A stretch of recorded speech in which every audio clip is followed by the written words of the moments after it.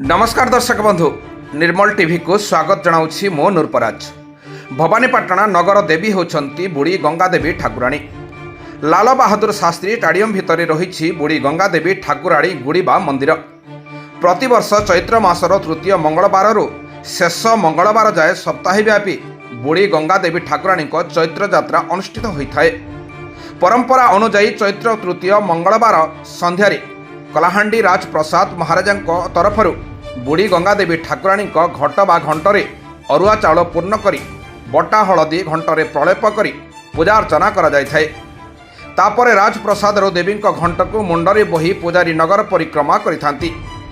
तृतीय मंगलवार आरंभ करी रविवार जाए देवी घंट सहर विभिन्न पड़ा परिक्रमा करिथांती। प्रत्येक घर सामने श्रद्धालु माने धूप दीप नैवेद्य और पणा देवी को अर्पण करिथांती। छोट छोट शिशु माने मंगल कामना करी देवी घंट सामने रास्तार शोईथांती। देवी घंट मुंडरे बोहिथिबा पूजारी शोईथिबा शिशु मानकु डेई डेई जाइथांती। सोमवार दिन देवी विश्राम चैत्र शेष मंगलवार दिन मध्य अनुष्ठित होता है। चैत्रा यात्रा श्रद्धालु माने कामना करी देवी को पारा कुकुड़ा छेली बलि इत्यादि अर्पण करिथांती। चैत्रा दिन कलाहांडी रे चाहारा महुल आंब कांदुल देवी को अर्पण करी एही चारोटी पदार्थर नुआ खाइथांती। कलाहांडीर सामाजिक जनजीवन में चैत्रा एक मुख्य यात्रा।